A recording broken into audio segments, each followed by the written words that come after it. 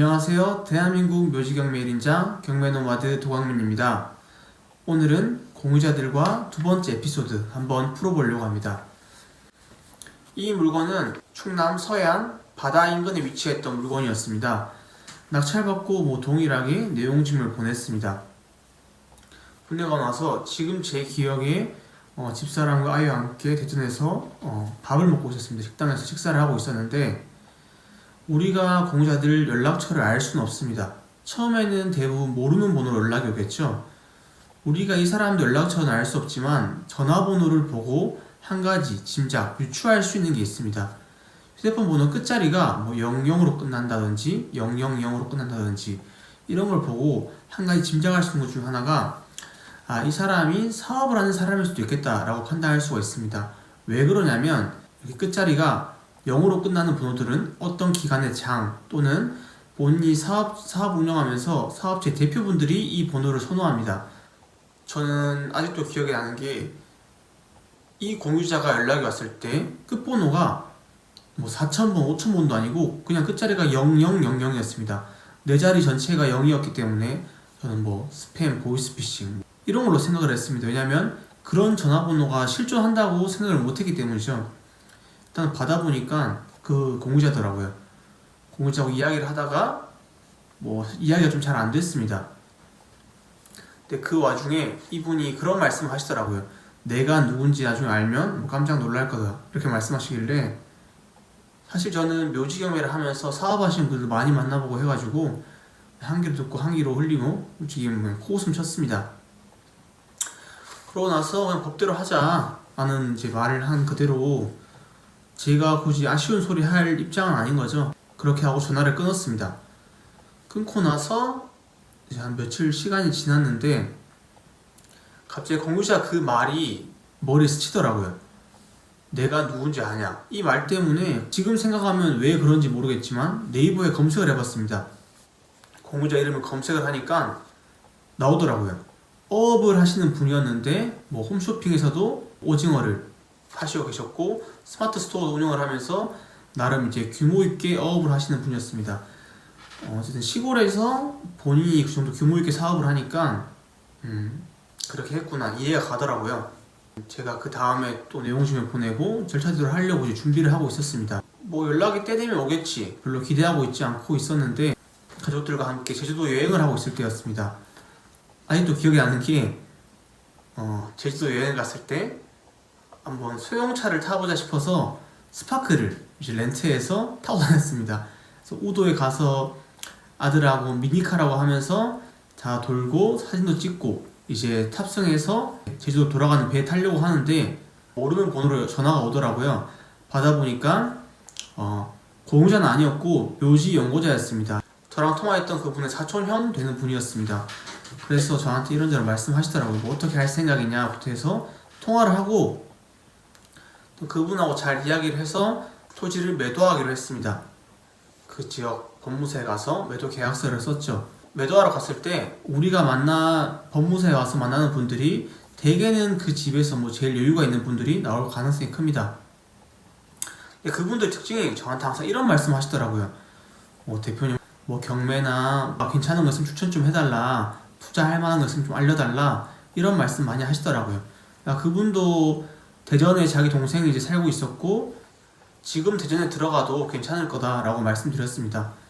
실제로 그분 투자를 하는지 안 하는지 모르겠지만 하셨다면은 수익을 괜찮게 보셨겠죠. 그분도 이야기를 나눠보니까 어업을 하면서 배도 만들고 이런 식으로 사업 좀 규모 있게 하시는 분이었습니다.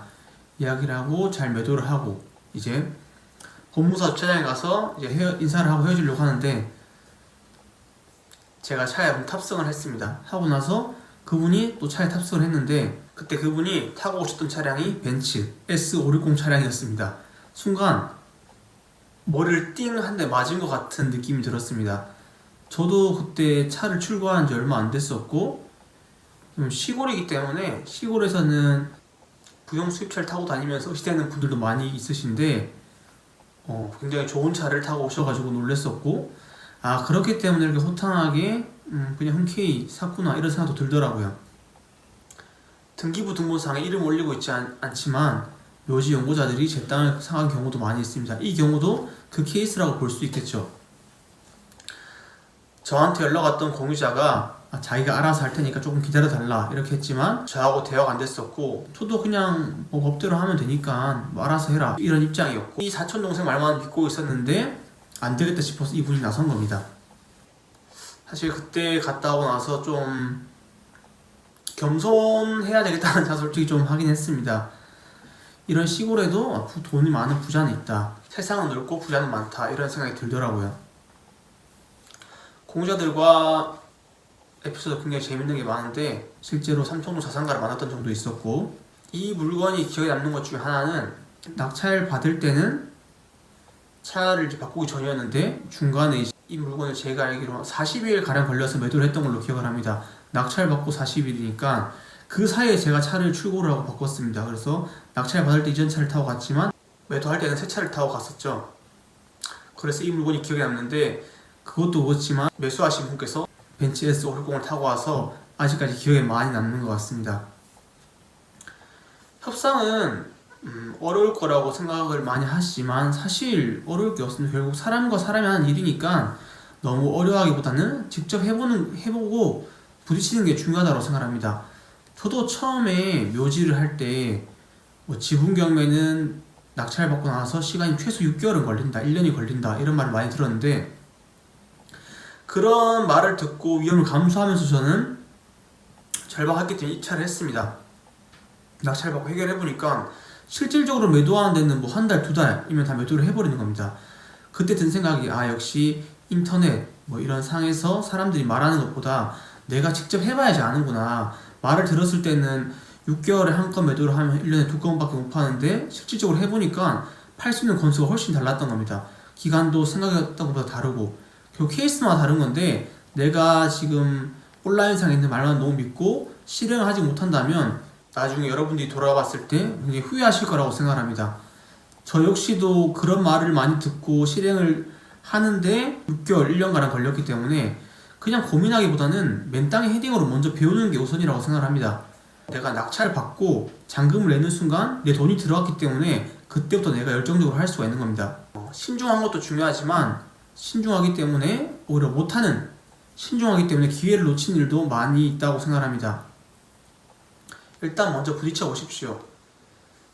묘지 경매를 하면 솔직히 재밌는 일 많이 겪습니다. 많이 겪고, 내가 이제 주위에서 만나는 사람 말고 전혀 다른 업종의 다른 사람들 만나기 때문에 거기서 또 배울 점이 있고요. 한 건 한 건 할 때마다 확실히 성장하는 것 같습니다. 다음번에는 뭐 워낙 에피소드들이 많기 때문에 어떤 걸 풀어드려야 재미를 느끼실까 고민이 되긴 하는데, 다음번에는 더욱 재밌는 에피소드를 가지고 찾아오도록 하겠습니다. 협상 너무 어려울 거 없으니까 한번 부딪혀 보시기 바랍니다. 네, 이상 영상은 여기서 마치도록 하겠습니다. 감사합니다. 네, 누구시죠? 여보세요. 네. 동해 묘지. 네, 말씀하세요. 왜 전화하셨나요?